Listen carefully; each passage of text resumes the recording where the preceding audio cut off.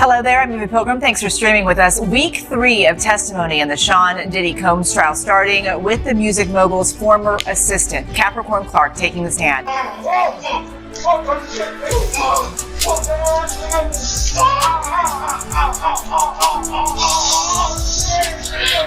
Why would we need a 50-foot bed? I mean, TD Jakes ain't small. I'm just saying. If it's a group thing, it's a group thing. You gotta think about, you got Rick Ross, you got Khaled, we talk about heavy hit. ChatGPT said, "This Diddy trial has spiraled far beyond a typical celebrity headline. It's now a full-on media explosion." What began with Cassie courageously stepping forward to share her harrowing experience has erupted into something no one could have predicted. This isn't just Hollywood drama, it's turned into a courtroom roller coaster, with bombshell recordings and jaw-dropping names being thrown into the mix. Initially, it looked like the focus was only on Cassie's claims, bizarre parties, emotional manipulation, and total control. But now, things have taken a dark and unexpected twist. According to insiders, the trial has veered into dangerous ground, with explosive audio evidence surfacing, not just regular phone calls either. We're talking graphic, explicit recordings allegedly involving Diddy, Will Smith, and even Meek Mill, and they're being played out loud in court. It all began with that grainy hotel footage. No sound, just blurry surveillance. People assumed that was the climax. But then, in a closed courtroom session, something much more intense was revealed. Phones were banned, no recordings were allowed, and the room went dead silent. One witness described the audio as so disturbing and graphic that the courtroom was left completely frozen in shock.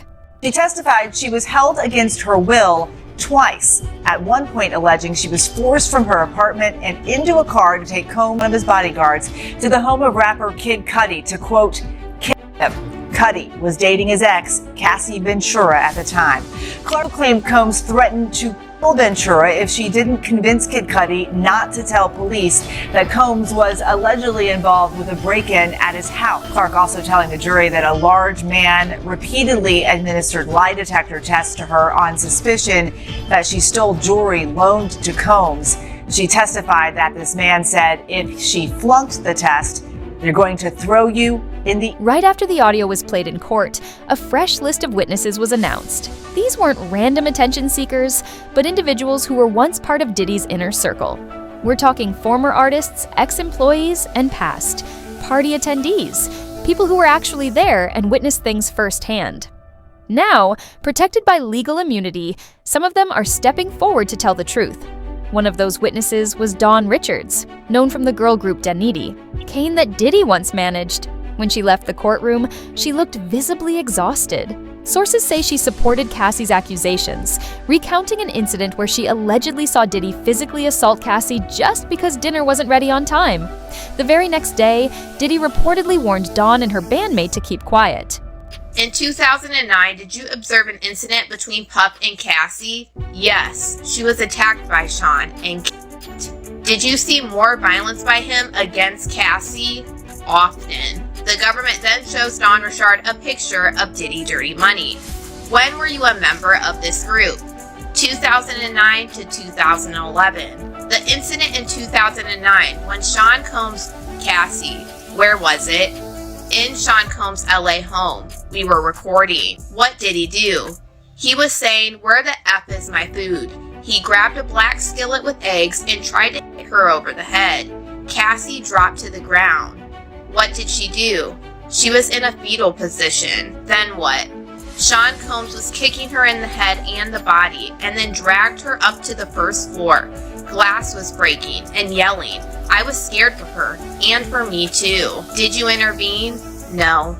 Did you call the police? No. The next day, what happened? He said it had been passionate and she was okay, and that it would be better if we didn't talk, that people could end up missing. How did you understand that? Death. Diddy's team then yells objection. Then the judge calls a sidebar and ends her testimony for the day. But Dawn Richard will be back on Monday to give the rest of her full testimony against Diddy. Right before they brought Dawn Richard in, they actually had a Homeland Security agent testify against Diddy about when they came and arrested him to take him to jail. So let's go ahead and get into that. The government asked, when Sean Combs was arrested, Where did you go? The Park Hyatt Hotel, room 2115, where he was staying. They show a picture to the jury of his hotel suite, and what did you do? We assigned a letter to each room and began to search. What was your role? I took photographs of items and then signed them on the 6051 form. What was found in the closet? They then show a picture to the jury, and it was plastic bags full of Johnson & Johnson baby oil and Astroglide. Then came a moment of silence that said more than words ever could. Diddy's daughters quietly exited the courtroom, their faces pale and expressionless. They didn't speak, didn't look at the cameras, just walked out. Witnesses say this happened immediately after the audio was played, and their reaction added a whole new level of weight to the situation. Despite everything, many people admired how some attendees managed to sit through the intense case and still keep their spirits up. But then things escalated again. Will Smith's name was suddenly mentioned, not just as part of rumors, but directly linked to the court audio. As soon as it happened, the internet exploded. Fans rushed to replay old interviews, point out strange past interactions between Will and Diddy, and even revisited jokes comedian Luenell had made, hinting they might have been more than friends. Jaguar Wright later echoed those suspicions, adding even more fuel to the fire.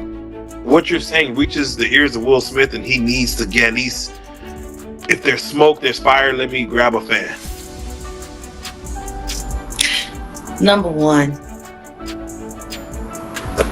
as far as Will Smith is concerned, until he does right by all of those children that were harmed and corrupted while in his care, children that grew up to be men, boys like Bashir Gray,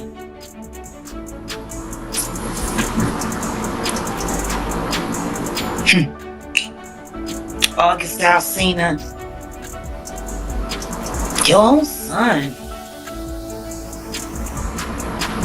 Like, your own son.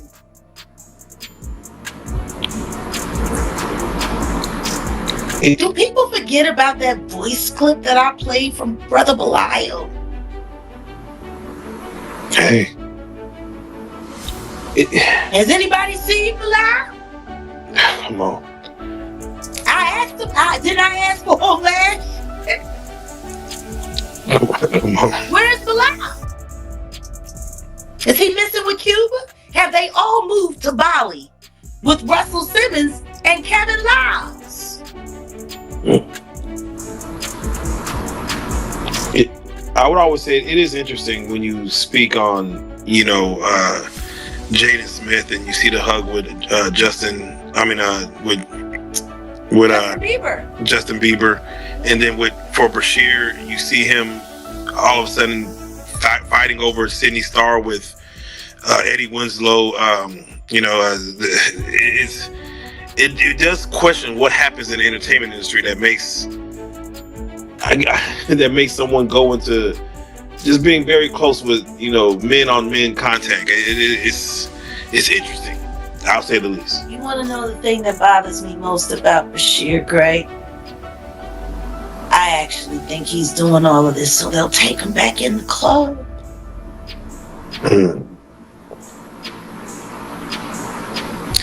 And they're not. They're gonna keep gaslighting you and playing with you, promising you one thing or another. At first, hardly anyone paid attention, but now it's all over the internet. And just when it seemed like things couldn't get more chaotic, Will Smith's former assistant, Brother Bilal, stepped into the spotlight with jaw-dropping claims. He said he personally witnessed something shocking. Will in an intimate moment with another man, actor Dwayne Martin. Whether people believe him or not, his statement set social media on fire and sent the story into overdrive.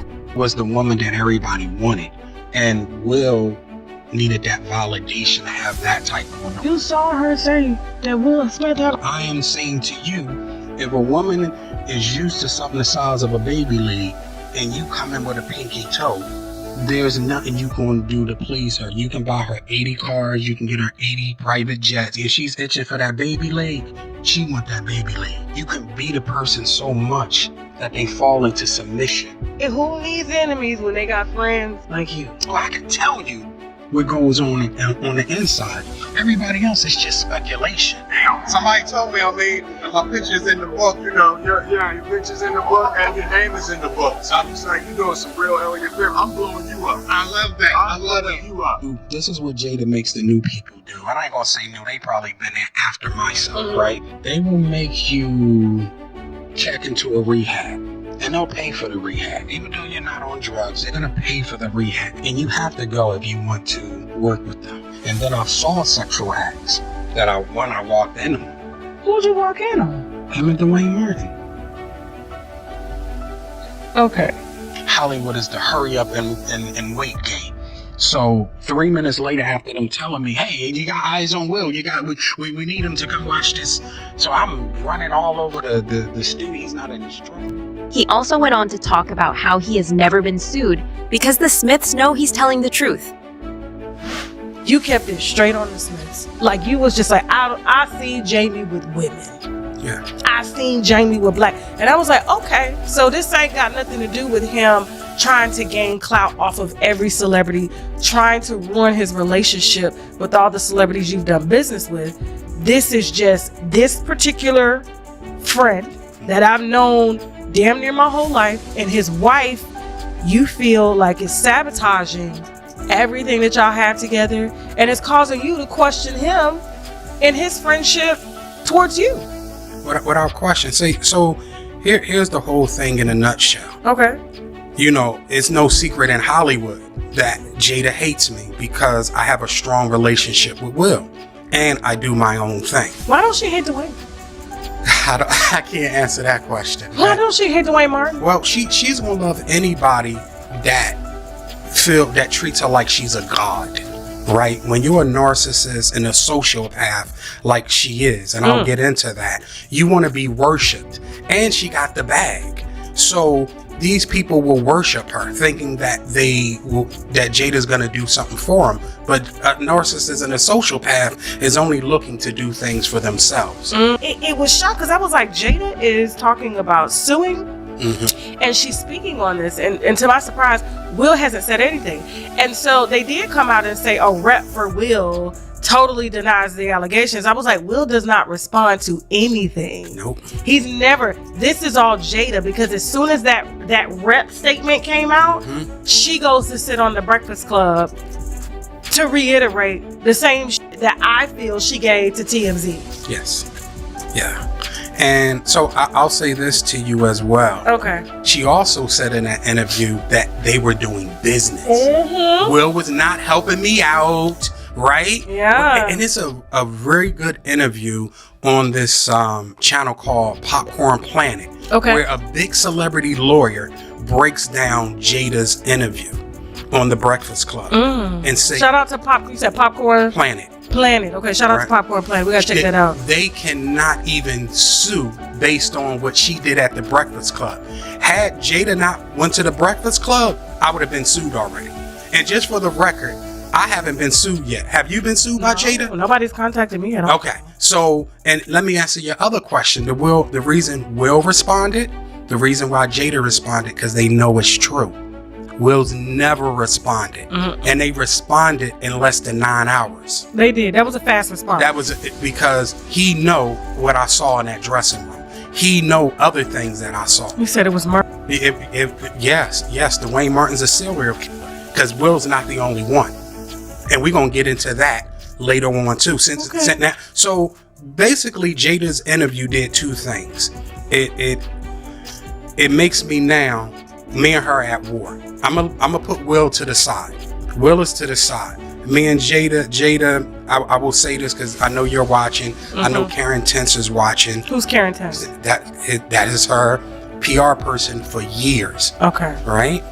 I know they're watching. Jada, you're a bald head liar and you're a drug addict. Right? Oh God. You did not sue me. You told the world that you were gonna sue me. As of yet, and you said you're going to do it swiftly. It's been over 2 weeks. So Jada, I'm giving you 2 more weeks to sue me. If you don't sue me, this is what's going to happen. All the sex parties, right?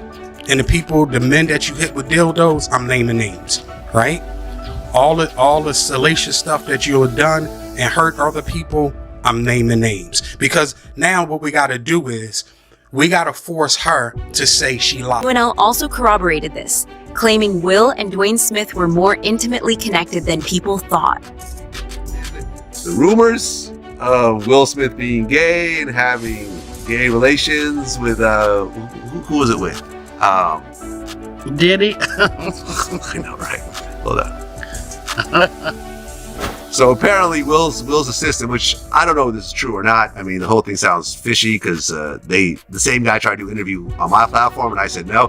But he claims he saw Will Smith with Dwayne Martin. Oh yeah. I know nothing about this. This is crazy. I mean, well, you should interview Tisha Campbell, who was married to Dwayne Smith. That'd be an interesting interview. Wouldn't it? It would. You know her? I do. All right, let's make some phone calls. I don't know. But I mean, and then there's, what would be said and what wouldn't be said. But, I heard more rumors about Dwayne than Will. Oh, you heard rumors about Dwayne? Oh. I heard some rumors about Will and Jada, which I won't mention because I'll get sued. Suddenly, every old photo or video of Will and Diddy together started raising eyebrows. Will tried to shut the rumors down quickly, saying, "I'm not even around that man. I never did any of that nonsense." But the denial only made things worse. Social media lit up with clips and images showing the two of them at parties, events, and hanging out regularly. People started feeling like the truth had been hidden from them. Then things got even messier when Meek Mill's name surfaced in the courtroom audio. Unlike Will, who kept things relatively quiet, Meek went off online. His Twitter feed exploded with defensive rants, but instead of clearing the air, it only fueled the suspicion. That he's dressing the same shit.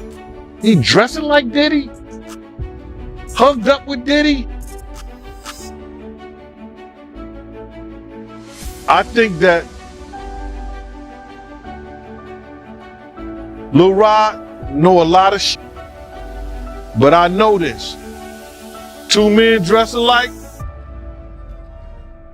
it's just like two men laying down. When they both get up, they both homos. And that's real talk, bruh. My man, you go to a party, dog, and the nigga got the same shirt you got on, I'm taking my shirt off. I'm walking around in a t-shirt. And then, not to blow Meek Mill up out the water or anything like that, it was said that they checked his Google search and all the other shit, and he was searching for some online gay porn and all that other shit like that. Oh, wow. That shit is crazy, bro. But listen, those are what, it's crazy that money, that lifestyle, and you trying to fit into something get you. These guys never set out to do all this shit. Meek Mills, when he got into the game, he didn't set out to be questioning about his manhood with Diddy. But he put himself in that. ChatGPT said, for years, fans casually joked about Meek Mill's close connection with Diddy, throwing around strange nicknames and making quirky remarks. It all seemed harmless at the time, but now those jokes, tweets, and clips are being revisited with a new perspective, as if they're part of a puzzle that's finally coming together. In one video, Meek appears visibly uneasy at a party while laughter echoes in the background. Another clip shows Diddy hosting a poolside birthday party for Meek, surrounded by shirtless men and calling him daddy on camera. Man, you doing it, man. You deserve it, daddy. You putting in that work. Proud of you. I love you. Yeah. That moment quickly turned into a viral meme, and when Meek tried to clear the air by saying, "I'm not fruity, stop playing with me," the internet responded with a flood of old footage and posts as so-called receipts. But what's really keeping everyone locked in is the mysterious courtroom audio. No one outside the courtroom has heard it. No leaks, no images, just quiet speculation. And that eerie silence is only making the mystery louder. Some insiders claim the audio includes disturbing moments, like someone getting hurt, while Diddy allegedly laughs in the background. That's how serious it is. While some believe the tapes are being withheld out of respect for the people involved, others think they're being hidden because they're simply too explosive. If made public, they could destroy reputations, collapse major business deals, spark new lawsuits, and drag even more names into the spotlight, names we haven't heard yet. That's what's fueling the buzz. If Diddy, Meek, and Will Smith are just the start, people are asking, who else is tangled in this? TD Jakes is one of those names that keeps resurfacing, and according to Gene Deal, there might be good reason why. These rumors surrounding, Diddy and TD Jakes. I'm looking at him as a saint going to a party that ain't nothing but sin. Drinking, maybe fornication, man on man, woman on woman, he on she. But maybe he there to lay some hands on somebody. Maybe he there to save some souls. I know he got a contract. If the news coming out of the courtroom is anything to go by, the web of Diddy's deceit and cruelty was gigantic to begin with.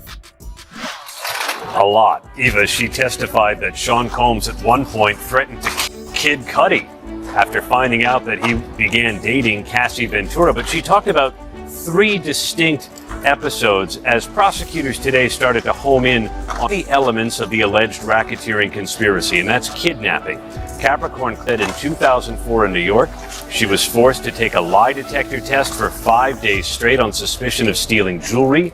In 2008, she said Sean Combs charged at her and kept shoving her with his hand. She demonstrated for the jury until pushing her all the way out of his house on the beach when she said that she hates it here and forced her out of the house. And then in 2011 in Los Angeles is when she says she was forced at gunpoint into a car to go to Kid Cudi's house because Sean Combs was very upset. Aaron, Clark painted a picture of what it was like to work for Combs, saying she even had to take a lie detector test. Why did she have to do that? This goes back to July 4th weekend in the Hamptons. Sean Combs was hosting one of his now famous white parties, and he was able to wear 3 very high-end pieces of jewelry loaned to him by Jacob the jeweler. And after the party, Capricorn Clark was supposed to take possession of the jewelry and bring it on a private plane to Miami Beach, where Combs was headed. And on her way to the airport, she realized the bag wasn't there, and she said that she suspected it was an inside job. But apparently Combs and one of his bodyguards, a guy by the name of Uncle Paulie, that's how he was known, ended up taking her to what would be the headquarters of Bad Boy Entertainment. At the time, it was on 40th Street and Broadway. This was going to move uptown into the upper 50s, but the building wasn't finished, and she recalled for the jury being taken to a dilapidated space. There was only a folding table and chairs, and she remembered a huge guy, 5 times her size, chain smoking, and hooking her up to a lie detector machine every day for 5 days straight, and threatening that if she failed the test, she'd be thrown. ChatGPT said, what started as a case between Diddy and Cassie has grown far beyond that. Now, it feels like a curtain is being pulled back on a much bigger hidden world, one that's been operating behind the fame, flashing lights, and red carpets. A world that may have been involved in dark and questionable behavior for years. And the only reason it's all coming to light now? The feds are cracking down, and those who say they were hurt are finally finding the courage to speak out. That, she just loved Sean Combs, and how could any of this be true? She said, look, he blackballed me in the music industry. Stymied her as she tried to get other work, and so eventually she felt like she had no choice but to return to Sean Combs, and that's why she was so eager to work for him. I'm curious what Combs' response was during this in the courtroom. He was a really active defendant today. For the whole trial, he's been listening intently, scribbling notes, but on several occasions as Capricorn Clark was testifying, he would whisper into his attorney's ear and Mark Agnifilo would then jump up to object when Capricorn Clark was trying to make a point. So he clearly did not remember the course of events that she described today the same way that Capricorn Clark did, and it was almost as if he was directing some of the cross-examination. Aaron Kotursky for us there outside the federal court in Manhattan. Thank you so much. And here to dig into the start of week 3 of this trial is ABC News legal contributor Brian Buckmeyer. You've been in the courtroom almost all of this trial, right? So whose testimony so far do you think has been the most significant? Well, I think the obvious answer has got to be Cassie Ventura. Cassie Ventura for a number of reasons. One, according to the government, she is victim number 1, and she does describe a lot of the allegations that the government is putting forward against Sean Combs, whether it be the racketeering conspiracy as to how this criminal enterprise operated, the different players. She's named a few of the security guards, for example, D-Rock, Ruben, also the sex workers and dancers who participated in these freak-offs. She's named them all because she participated in hiring them, according to her, because Sean Combs made her do so. And then, of course, just hearing the other details, like Kid Cudi's car being hit with a Molotov cocktail. That's really giving us direction as to the case. So, here we are, stuck in the middle.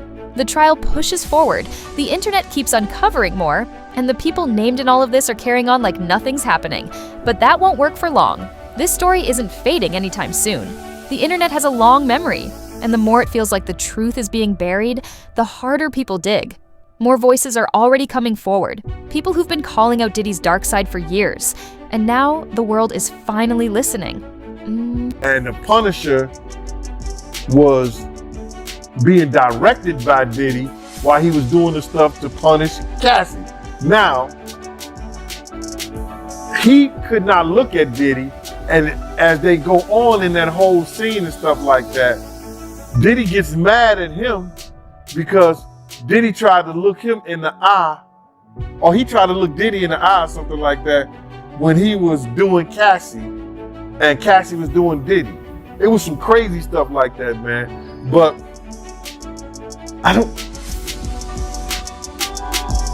can we get back to the trial? Because that's they sexual acts and what they doing, bruh. All this is so perverted, and people, I don't know if they really want to hear that, and if they do want to hear that, bruh, it's just crazy to me, because here it is that this mind that he has, and this perverted mind that he do all this shit. I'm trying to wonder where this kid get this shit from. Is this some kind of learned behavior when he was a kid? Because his mama used to have those sex parties.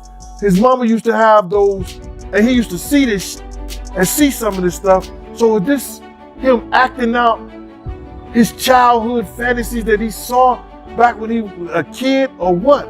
I don't know, bruh.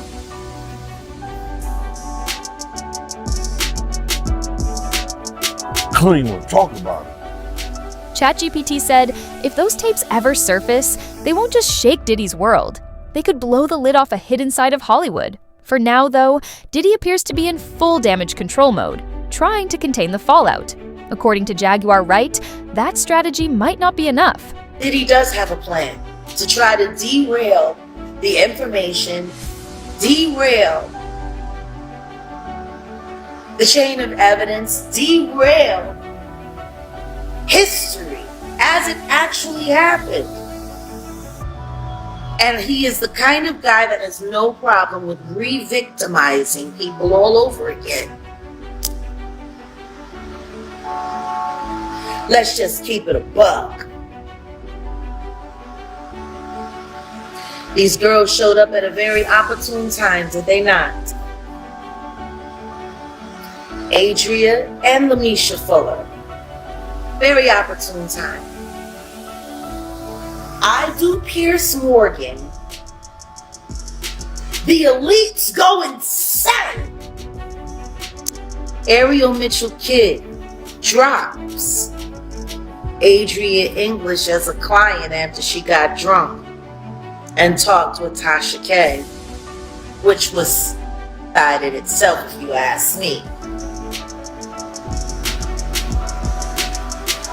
I go on Pierce Morgan and say I have 3 witnesses that are ready to come forward against the Carters. I didn't say against Diddy, I said against the Carters.